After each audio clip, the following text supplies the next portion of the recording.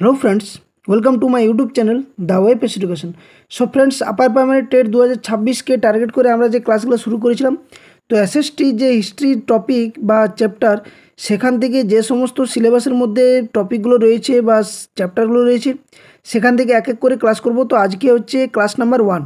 এবং দেখো এখানে কী ধরনের প্রশ্ন পড়েছিল সেটা তোমরা দেখতেই পাচ্ছ যে এখানে একটা প্রশ্ন পড়েছিল যে হরপ্পা সভ্যতার সমসাময়িক সভ্যতাটি হলো কোনটা? সুমেরীয় সভ্যতা, মিশরীয় সভ্যতা, গ্রিক সভ্যতা, নয় কোনোটি নয়।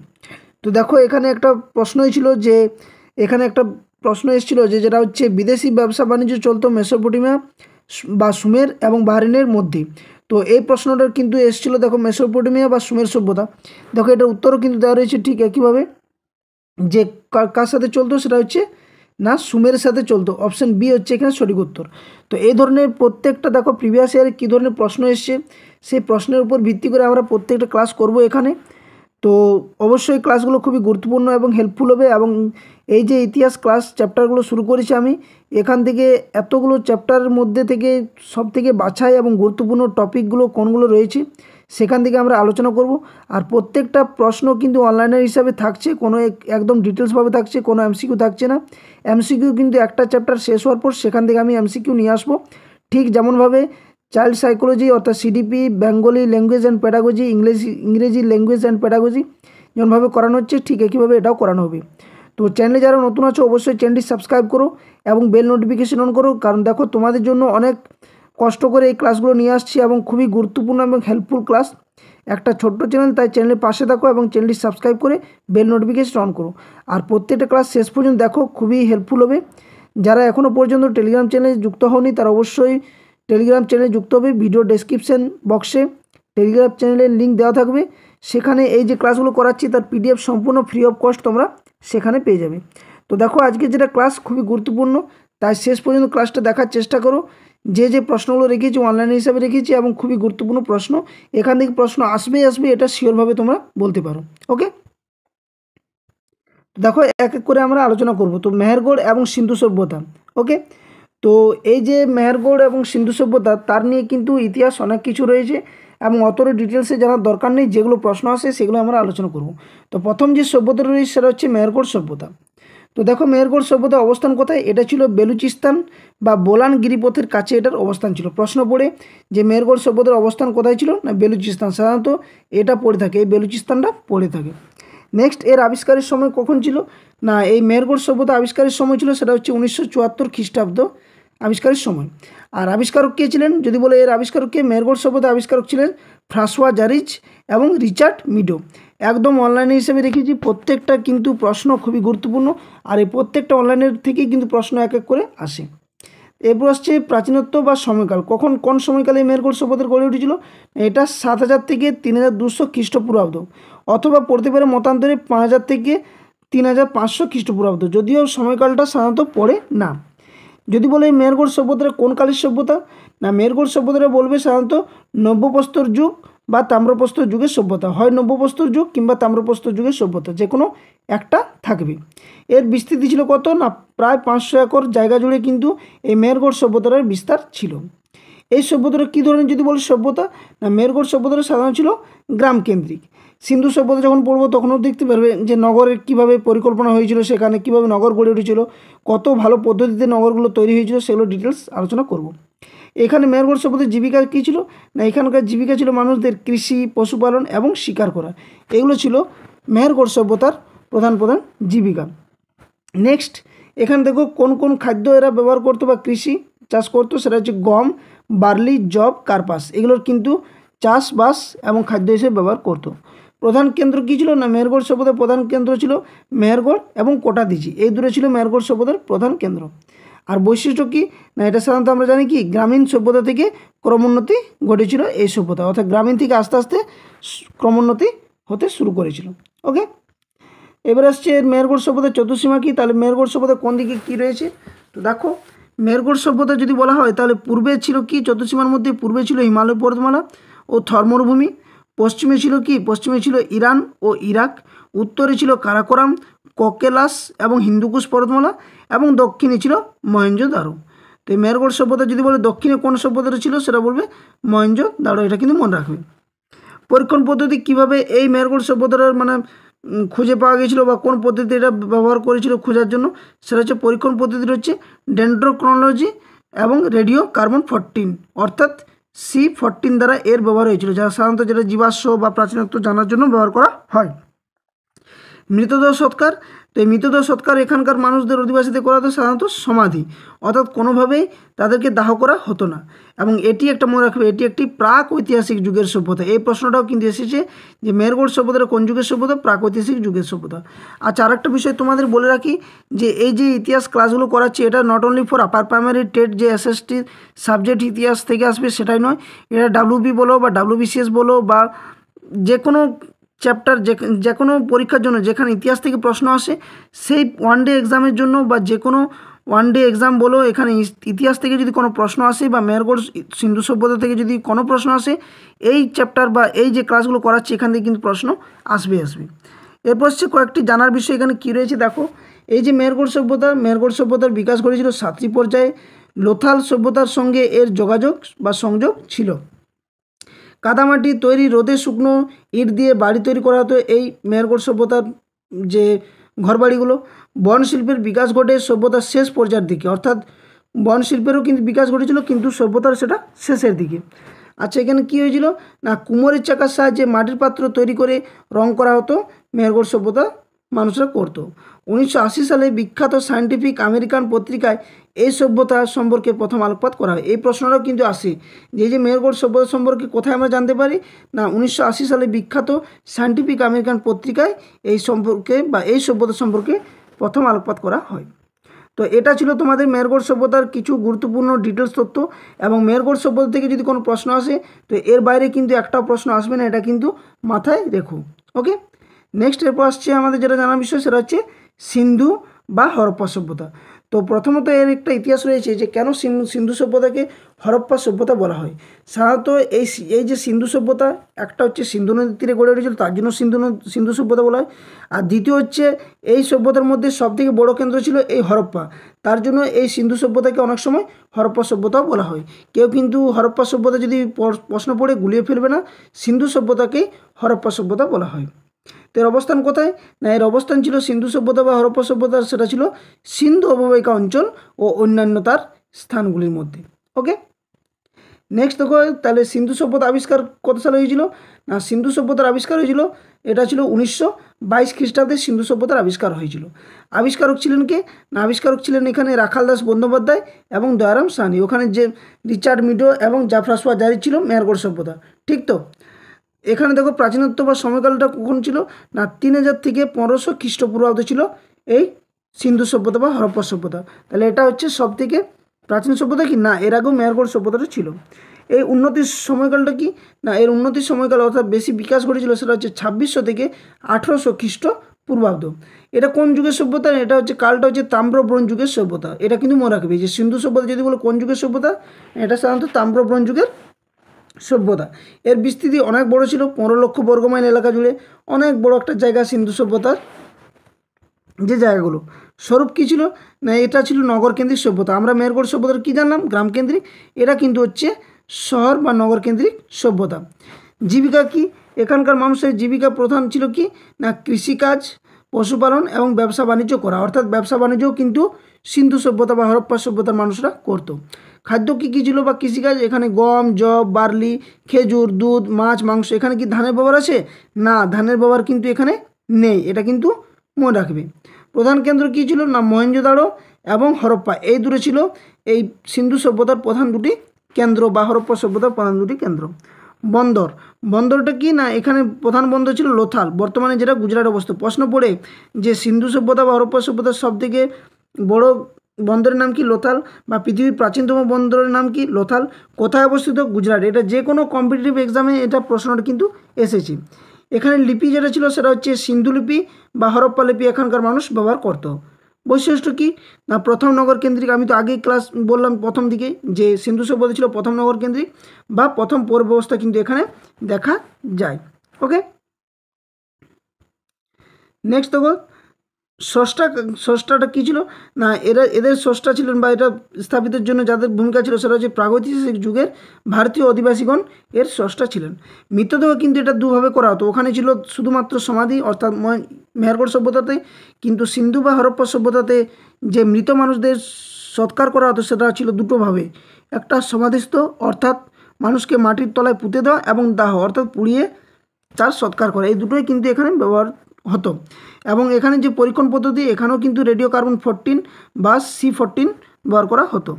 সিন্ধু নদীর 5টি উপনদী, এখান থেকে কিন্তু প্রশ্ন আছে সিন্ধুর কয়টি উপনদী? 5টি, আর 5টি নদীর কিন্তু আলাদা আলাদা নামও রয়েছে, এবং এই নামের কিন্তু আলাদা একটা নাম রয়েছে, সেই নামগুলো প্রাচীন নামগুলো জানা দরকার, ইতিহাসে যে নামগুলো রয়েছে। শতদ্রু, যাকে সুতলেজ বলা হতো, ইরাবতী, যাকে রাভি বলা হতো, এই প্রশ্নগুলো পড়ে যে ইরাবতী কোন নদীর নাম, সেটা হচ্ছে রাভি। চন্দ্রভাগা, যেটা চেনাব নদী, এবং এটি হচ্ছে সিন্ধু সভ্যতার সবথেকে বৃহত্তম উপনদী, সিন্ধু নদের সবথেকে বড় বৃহত্তম উপনদী। বিতস্তা, যার নাম ছিল ঝিলাম, এবং বিপাশা, যার নাম ছিল বিয়াস। তো এই 5টা নদী থেকে কিন্তু প্রশ্ন আসে, কি কি বললাম আগেরবার জানো, যে একটা হচ্ছে শতদ্রু, একটা হচ্ছে কি যাকে সুতলেজ বলা হতো, ইরাবতী, যাকে রাভি বলা হতো, চন্দ্রভাগা, যাকে চেনাব বলা হতো, এবং এটি হচ্ছে সিন্ধু নদীর বৃহত্তম উপনদী। বিতস্তা, যাকে ঝিলাম বলা হতো, এবং বিপাশা, যাকে বিয়াস বলা হতো। আর এই সভ্যতা ছিল কি না প্রায় ঐতিহাসিক যুগের সভ্যতা। সিন্ধু সভ্যতা বা হরপ্পা সভ্যতা ছিল প্রায় ঐতিহাসিক যুগের একটি সভ্যতা। এরপর আমরা হরপ্পা সভ্যতা সম্বন্ধে কিছু ডিটেলস জানবো। দেখো, হরপ্পা সভ্যতা যদি বলা হয় তাহলে বলবে দয়ারাম সাহানি 1921 সালে এটা আবিষ্কার করেছিল। জন মার্শাল প্রথম সিন্ধু সভ্যতা কথাটি ব্যবহার করেন। কে? জন মার্শাল প্রথম সিন্ধু সভ্যতা কথাটি ব্যবহার করেন। 250টি কেন্দ্র আবিষ্কৃত হয়েছিল, যা এবং 2800টি স্থান কিন্তু এখানে চিহ্নিত করা হয়েছে। সিন্ধু সভ্যতার প্রথম আবিষ্কৃত স্থানটি ছিল হরপ্পা, তার জন্য আমরা কি বললাম যে এই জন্য এই সভ্যতার নাম হরপ্পা সভ্যতা, এবং প্রধান বৃহত্তম এলাকাও ছিল এই হরপ্পা। হরপ্পা পাঞ্জাবের মন্টেগোমারি জেলায় রাভি নদীর তীরে কিন্তু অবস্থিত। এই প্রশ্নগুলো আসে যে হরপ্পা কোথায় অবস্থিত, না পাঞ্জাবের মন্টেগোমারি জেলায়, কোন নদীর তীরে? রাভি নদীর তীরে অবস্থিত। ওকে, হরপ্পা প্রথমে পর্যবেক্ষণ করেন 1826 খ্রিস্টাব্দে ম্যাসন নামে এক ব্যক্তি বা প্রত্নতত্ত্ববিদ। এই প্রশ্নটি কিন্তু এসেছে যে হরপ্পা কথাটির অর্থ কী, না হরপ্পা কথাটির অর্থ হচ্ছে পশুপতির খাদ্য। পশুপতির খাদ্য বলা হয় হরপ্পা সভ্যতা। আর সিন্ধু সভ্যতা কি তোমরা কমেন্ট করো, আমি তো ক্লাস করাচ্ছি, তো কমেন্ট করে জানো যে সিন্ধু সভ্যতা কথার অর্থ কী। ওকে, এই হরপ্পা ছিল সিন্ধু সভ্যতার প্রধান নৌকা তৈরির কেন্দ্র। দ্বিতীয় বৃহত্তম শিলমোহর পাওয়া যায় এই হরপ্পা সভ্যতায়। এখানে ছিল কি শস্যাগার, এবং ছিল কি বৃহত্তম কেন্দ্র হলো এই হরপ্পাটায়, তার জন্য সিন্ধু সভ্যতাকে হরপ্পা সভ্যতা বলা হয়। এরপর আসবো মহেঞ্জোদাড়ো সভ্যতা। সিন্ধু সভ্যতার মধ্যে জানলাম হরপ্পা একটা, আর একটা মহেঞ্জোদাড়ো। তো এই মহেঞ্জোদাড়োর কিছু গুরুত্বপূর্ণ তথ্য আমরা জানবো। তো দেখো, মহেঞ্জোদাড়ো কথার অর্থ কি আমরা বললাম যে মৃতের স্তূপ। মহেঞ্জোদাড়ো কথার অর্থ হচ্ছে মৃতের স্তূপ। তো ক্লাসটা কেমন লাগছে সকলে কিন্তু কমেন্ট করে জানাও, এবং যে প্রশ্নগুলো রাখছি বা যে অনলাইন হিসেবে রাখছি হয়তো অনেকে স্কিপ করার চেষ্টা করবে, কিন্তু আমি এটা শিওর বলতে পারছি যে 100% এখান থেকে কিন্তু ইতিহাসে SST যে টপিক থেকে প্রশ্ন আসে আপার প্রাইমারি বা যে কোনো কম্পিটিটিভ এক্সামের ক্ষেত্রে যেখানে ইতিহাস থেকে প্রশ্ন আসে, এই হরপ্পা এবং সিন্ধু সভ্যতা থেকে যদি প্রশ্ন আসে, এর বাইরে কিন্তু প্রশ্ন আশা করছি আসবে না, এটা আমার অভিজ্ঞতা দিয়ে আমি কিন্তু বলছি। এবং তাই চ্যানেলের পাশে থাকো, এবং চ্যানেলের পাশে থাকা যে বেল আইকনটি সেটা কিন্তু ক্লিক করো, এবং নোটিফিকেশান যাতে সমস্ত ভিডিওগুলো পেয়ে থাকো তার জন্য অবশ্যই চ্যানেলের পাশে থেকে বেল নোটিফিকেশান অন করে রাখবে। এখানে কিন্তু সিটাডেল ছিল। সিটাডেল বলতে কি বলো তো, কমেন্ট করে জানাও। লাহোরের লারকানা জেলায় সিন্ধু নদীর তীরে কিন্তু এটা অবস্থিত ছিল। এটা কোথায়? না লাহোরের লারকানা জেলায়, এটাও কিন্তু পাকিস্তানে। খেয়াল রাখবে কোন নদীর তীরে? সিন্ধু নদীর তীরে ছিল মহেঞ্জোদাড়ো সভ্যতা। আবিষ্কার কে করেন? এটা কিন্তু আবিষ্কার করেছিল রাখাল দাস বন্দ্যোপাধ্যায় 1922 খ্রিস্টাব্দে। তাহলে হরপ্পা 1921 দয়ারাম সাহানি, আর রাখাল দাস বন্দ্যোপাধ্যায় ছিল মহেঞ্জোদাড়ো সভ্যতা 1922। আর যদি বলে সিন্ধু সভ্যতাকে, না রাখাল দাস বন্দ্যোপাধ্যায় এবং দয়ারাম সাহানি 1921-22 খ্রিস্টাব্দে, এটা কিন্তু মনে রাখবে। এই যে মহেঞ্জোদাড়োতে আবিষ্কৃত স্নানাগারটি ছিল সেটা ছিল 39 ফুট দৈর্ঘ্য, প্রস্থ ছিল 23 ফুট এবং গভীরতা ছিল 8 ফুট। প্রশ্ন পড়ে যে বৃহত্তম স্নানাগারটি সিন্ধু সভ্যতার কোথায় পাওয়া যায়, একটু জাস্ট তো প্রশ্ন অনেক সময় এটা আসে যে মহেঞ্জোদাড়োতে কিন্তু বৃহত্তম স্নানাগারটি আবিষ্কৃত হয়েছিল, যেটা ছিল 39 ফুট দৈর্ঘ্য এবং প্রস্থ ছিল 23 ফুট, গভীরতা ছিল 8 ফুট। ওকে, এরপর দেখো নেক্সট, তারপর কী আছে দেখো, তারপর দেখো রয়েছে লোথাল। লোথাল একটা বৃহত্তম স্থান আমরা আগে জেনেছি যে লোথাল হচ্ছে বিশ্বের প্রাচীনতম পোতাশ্রয় বা বন্দর, এটা কিন্তু মনে রাখবে এবং এই প্রশ্নটা কিন্তু অনেকবার এসেছে। বর্তমান গুজরাটের আহমেদাবাদ অঞ্চলের সারাঙ্গা জেলায় কিন্তু এই লোথালটা অবস্থিত। কোথায়? তাহলে ভারতে অবস্থিত গুজরাট রাজ্যের সারাঙ্গা জেলায়। ওকে, নেক্সট দেখো, তারপরে নেক্সট কী রয়েছে, তারপরে যে রয়েছে সেটা হচ্ছে এই যে 1957 সালে S.R. রাও এই লোথাল যে স্থানটা সেটা কিন্তু আবিষ্কার করেছেন। কে? S.R. রাও লোথাল আবিষ্কার করেছিলেন 1957 সালে। সিন্ধু সভ্যতার প্রথম ধান চাষ হয়েছিল কিন্তু লোথাল, এটা কিন্তু মনে রাখবে। প্রথম কিন্তু লোথালেই ধান চাষ, আমি বলছিলাম যে সিন্ধু সভ্যতার প্রথম দিকে কোনো ধান চাষ হয়নি, পরবর্তী ক্ষেত্রে ধান চাষ হয়েছিল এবং সেটা হয়েছিল লোথালের মধ্যে, যেটা 1800 খ্রিস্টপূর্বাব্দে। লোথাল মূলত সেলের অলঙ্কার এবং পুঁথির অলঙ্কারের জন্য প্রসিদ্ধ ছিল। এরপর নেক্সট আসছে সেটা হচ্ছে কালীমঙ্গান। কালীমঙ্গান কি না, কালীমঙ্গান ছিল বর্তমান রাজস্থানের গঙ্গানগরের হনুমানগড়ে অবস্থিত। কালীমঙ্গান আবিষ্কার কে করেছিলেন না, অমলানন্দ ঘোষ 1951 সালে এই কালীমঙ্গানটি স্থাপন বা আবিষ্কার করেছিলেন। এখানে কী ছিল? কালীমঙ্গান ছিল প্রাক হরপ্পা সভ্যতা। প্রশ্ন পড়ে যে নিম্নের কোনটি একটি প্রাক হরপ্পা সভ্যতার একটি স্থান, সেটা হচ্ছে কালীমঙ্গান। এখানে ইটের তৈরি সমাধি মিলেছে, কাঠের লাঙ্গলের কিন্তু ফলাও পাওয়া যায়। আর এই কালীমঙ্গান শব্দের অর্থ হচ্ছে কালো বালা, মনে রাখবে। কালীমঙ্গান শব্দের অর্থ হচ্ছে কি না, এর শব্দের অর্থ হচ্ছে কালো বালা, এটা কিন্তু মনে রাখবে তোমরা। ওকে, নেক্সট এবার হচ্ছে চানহুদারো কি না, একমাত্র এখানে সিটাডেল ছিল না, এখানে কিন্তু কোনো সিটাডেল ছিল না। কোথায়? এই চানহুদারোতে। চানহুদারো সিন্ধু প্রদেশের সরকন্দ অঞ্চলে কিন্তু অবস্থিত। 1931 থেকে 35 খ্রিস্টাব্দের মধ্যে M.G. মজুমদার কিন্তু এই চানহুদারো স্থানটি আবিষ্কার করেছিলেন। এটি একমাত্র স্থান যেখানে কোনো দুর্গ ছিল না বা সিটাডেল ছিল না। তাহলে সিটাডেল শব্দের অর্থ হচ্ছে দুর্গ। ওকে, এই চানহুদারোতে জলনিকাশি ব্যবস্থা ছিল সবচেয়ে সুন্দর। প্রশ্ন পড়ে যে সিন্ধু সভ্যতার কোন স্থানে জলনিকাশি ব্যবস্থা সবচেয়ে সুন্দর ছিল, সেটা মনে রাখবে চানহুদারোতে। তো কেমন লাগছে ক্লাসটা অবশ্যই সকলে কমেন্ট করে জানাও। দেখো, এরপর নেক্সট রয়েছে এক নজরে সিন্ধু সভ্যতার বিভিন্ন অঞ্চলে অবস্থান সম্পর্কে জানবো, অর্থাৎ কোথায় কোন নদীর তীরে কোন রাজ্যে বা কোন দেশে অবস্থিত। এবং এখান থেকে প্রশ্ন আসছে হরপ্পা কোথায় না, রাভি নদীর তীরে অবস্থিত। পাকিস্তানের পাঞ্জাব রাজ্যের মন্টোগোমারি জেলাতে অবস্থিত, অর্থাৎ পাকিস্তান দেশে যে পাঞ্জাব রয়েছে সেই পাঞ্জাব রাজ্যের মন্টেগোমারি জেলাতে অবস্থিত এই হরপ্পা। কোন নদীর তীরে? রাভি নদীর তীরে, মনে রাখবে। মহেঞ্জোদারো সিন্ধু নদীর তীরে অবস্থিত। পাকিস্তানের সিন্ধু প্রদেশের লারকানা জেলায় কিন্তু এটা অবস্থিত, এই মহেঞ্জোদারো। নেক্সট আসছে লোথাল গড়গড়া বা গড়গড়া নদীর তীরে অবস্থিত। এটি ভারতের গুজরাট রাজ্যের কাথিয়াবাড় জেলায় কিন্তু অবস্থিত। তাহলে লোথালটা কিন্তু ভারতের একটি সিন্ধু সভ্যতার একটি অংশ, সেটা হচ্ছে লোথাল, এবং এটি গড়গড়া বা ঘরগড়া নদীর তীরে অবস্থিত, ভারতের গুজরাট রাজ্যের কাথিয়াবাড় জেলাতে রয়েছে। নেক্সট তারপর কালীমঙ্গান, এটাও কিন্তু গড়গড়া বা ঘরগড়া নদীর তীরে, ভারতের রাজস্থান রাজ্যের কিন্তু গঙ্গানগর জেলায় এই কালীমঙ্গানটা অবস্থিত বা কালীমঙ্গান সভ্যতাটা গড়ে উঠেছে। চানহুদারো কোথায়? চানহুদারো হচ্ছে সিন্ধু নদীর তীরে অবস্থিত। পাকিস্তানের সিন্ধু প্রদেশের নবাব শাহ বা সরকন্দ অঞ্চলে এই চানহুদারোটা অবস্থিত। প্রশ্ন পড়ে যে নিম্নের মধ্যে সিন্ধু সভ্যতার কোন স্থানটি ভারতে অবস্থিত বা ভারতে অবস্থিত নয়, এই ধরনের প্রশ্ন কিন্তু আসে। নেক্সট তারপর বনওয়ালিটি কোথায় না, সরস্বতী নদীর তীরে অবস্থিত। ভারতের হরিয়ানা রাজ্যের হিসার জেলায় কিন্তু এই বনওয়ালিটা অবস্থিত। নেক্সট 7 নম্বরে ধোলাভিরা, এটার থেকেও কিন্তু প্রশ্ন আসে। ধোলাভিরা কোন নদীর তীরে না, লুনি নদীর তীরে অবস্থিত। ভারতের গুজরাট রাজ্যের কচ্ছ জেলায় এটা অবস্থিত, এই ধোলাভিরা স্থানটি। নেক্সট তারপর 8 নম্বর কি, দেশালপুরটা ভাদর নদীর তীরে অবস্থিত। ভারতের গুজরাট রাজ্যের ভুজ অঞ্চলে এটা অবস্থিত রয়েছে। কোথায়? ভুজ অঞ্চলে। এবার হচ্ছে নেক্সট সিন্ধু সভ্যতার অর্থনৈতিক জীবন, অর্থাৎ সেখানকার অধিবাসীদের অর্থনৈতিক জীবনটা কেমন ছিল। তো দেখো, প্রথমত সিন্ধু অধিবাসীদের প্রধান জীবিকা ছিল কি, পশুপালন, আমরা আগে জেনেছি। এখানকার অধিবাসীরা কাঠের তৈরি লাঙ্গলের ব্যবহার জানতো, অর্থাৎ কাঠের তৈরি যে লাঙ্গল সেটার ব্যবহার কিন্তু এরা জানতো, লোহার ব্যবহার কিন্তু জানতো না। তারপর কি, বিভিন্ন কৃষিজ পণ্যের মধ্যে কী ছিল, গম, যব, বার্লি, রাই, তিল, তুলা ছিল প্রধান। সিন্ধু সভ্যতার মানুষরা প্রথম কিন্তু তুলা চাষ শুরু করে, ভিভিআই এটা কিন্তু মনে রাখবে যে তুলা চাষ প্রথম কোন সভ্যতার মানুষরা শুরু করে, সেটা হচ্ছে সিন্ধু সভ্যতার। বালাকোট, লোথাল, চানহুদারো ইত্যাদি কেন্দ্রগুলি ছিল সেল তৈরি এবং বালা তৈরির প্রধান কেন্দ্র, এটা কিন্তু মনে রাখবে। নেক্সট তারপর দেখো অভ্যন্তরীণ যে ব্যবসা বাণিজ্য চলতো সেটা হচ্ছে রাজস্থান, সৌরাষ্ট্র, মহারাষ্ট্র, পশ্চিম উত্তরপ্রদেশ এবং বিহারের মধ্যে। এবং বিদেশি ব্যবসা বাণিজ্য চলতো মেসোপটেমিয়া বা সুমেরের সভ্যতার এবং বাহরাইনের সভ্যতার মধ্যে। এবং যেটার প্রশ্নটা আমি রেখেছিলাম এখানে দেখো, এই প্রশ্নটা এসেও ছিল যে হরপ্পা সভ্যতার সাময়িক সভ্যতাটি কী, এটা বলবে সাধারণত কি সুমেরীয় সভ্যতা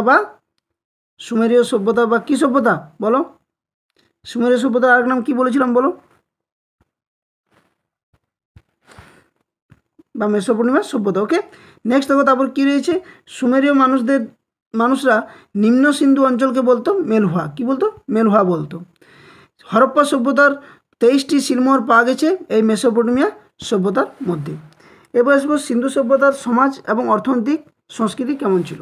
তো দেখো হরপ্পা সভ্যতার প্রধান দেবতা ছিল কি আদিশিব বা প্রোটোশিবা। এখান থেকে কিন্তু প্রশ্ন এসেছে যে হরপ্পা সভ্যতার প্রধান দেবতা কী ছিল, প্রোটোশিবা বা আদিশিব যাকে বলা হয়। অস্বস্ত গাছকেও এরা পূজা করতো।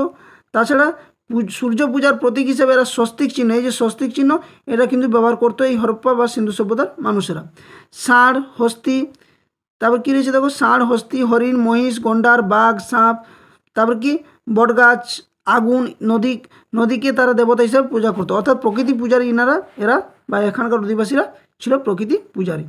ওকে, নেক্সট তারপর দেখো হরপ্পার যে সিলমোহর ছিল, এই সিলমোহর ছিল ইন্দো আর্য পূর্ববর্তী ভাষা এবং ইন্দো ইউরোপিয়ান পরিবারভুক্তের মধ্যে। হরপ্পার মানব গোষ্ঠীর মধ্যে প্রোটো অস্ট্রালয়েড, আলপিনিয়ড, মেডিটেরানিয়ড, তারপরে মঙ্গলয়েড, এই 4টি জাতির মানুষ লক্ষ্য করা যায়। হরপ্পা লিপিতে চিহ্ন রয়েছে 375 থেকে 400 মতো, এবং হরপ্পার লিপি ছিল কিন্তু সাংকেতিক। প্রশ্ন পড়ে যে হরপ্পার লিপি কী ধরনের ছিল, না সেটা ছিল সাংকেতিক। তো এই ছিল তোমাদের আজকে হরপ্পা এবং সিন্ধু সভ্যতা সম্পর্কে অনলাইনে হিসেবে যে প্রশ্নগুলো। তো প্রত্যেকটা প্রশ্ন খুবই গুরুত্বপূর্ণ এবং আমি তোমাদের দেখালাম যে কিভাবে এই চ্যাপ্টার থেকে প্রশ্ন এসছে এবং তার আমি প্রমাণ সমেত তোমাদের দেখালাম। তো এইভাবে টপিক ওয়াইজ এসএসটি, হিস্ট্রি বলো, জিওগ্রাফি বলো, পলিটি বলো বা সায়েন্সের যে সায়েন্স পার্টটা সেখান থেকে কিন্তু যে প্রশ্ন আসে সেই টপিক ওয়াইজ কিন্তু অনলাইন হিসেবে রাখবো। এবং প্রত্যেকটা চ্যাপ্টারের শেষে কিন্তু কিছু এমসিকিউ গুরুত্বপূর্ণ তোমাদের সামনে আমি শেয়ার করব ক্লাসরূপে। তো অবশ্যই ক্লাসগুলো দেখো, অনেক হেল্পফুল হবে। এবং আপার প্রাইমারিকে টার্গেট করে যারা পড়ছো ক্লাসের সাথে সাথে বলবো চ্যানেলটি সাবস্ক্রাইব করো এই ধরনের ক্লাস পাওয়ার জন্য। আর যারা এই পিডিএফগুলো পেতে চাও তারা অবশ্যই ডেসক্রিপশানে যে টেলিগ্রাম চ্যানেল লিঙ্ক দেওয়া থাকবে সেখান থেকে টেলিগ্রাম চ্যানেলে অফিসিয়াল টেলিগ্রাম চ্যানেল যুক্ত হবে। ওখানে সম্পূর্ণ ফ্রি অফ কস্ট এই পিডিএফগুলো তোমাদের শেয়ার করা হবে। আর ডেসক্রিপশন বক্সে চ্যানেলের প্লেলিস্ট যে ক্লাসগুলো করাচ্ছি তার প্লেলিস্টের লিঙ্কও দেওয়া থাকবে, অথবা তোমরা চ্যানেলে গিয়ে ভিজিট করো, সেখানে প্লেলিস্টের মধ্যে upper primary CDP, upper primary Bengali and language, pedagogy পার্টগুলো বা হিস্ট্রি, জিওগ্রাফি প্রত্যেকটা এক এক করে কিন্তু ক্লাস করানো হচ্ছে। এবং সমস্ত গুরুত্বপূর্ণ চাকরির আপডেট, নোটিশ, নিউজ নোটিফিকেশান সমস্ত কিছু এখান থেকে পেয়ে যাবে। তাই ভিডিওটি সকলে দেখার সাথে যারা দেখলে তারা লাইক করো এবং বন্ধুর সাথে শেয়ার করে দাও। আর চ্যানেলে নতুন হয়ে থাকলে সাবস্ক্রাইব করে বেল নোটিফিকেশান অন করো। ধন্যবাদ, জয় হিন্দ।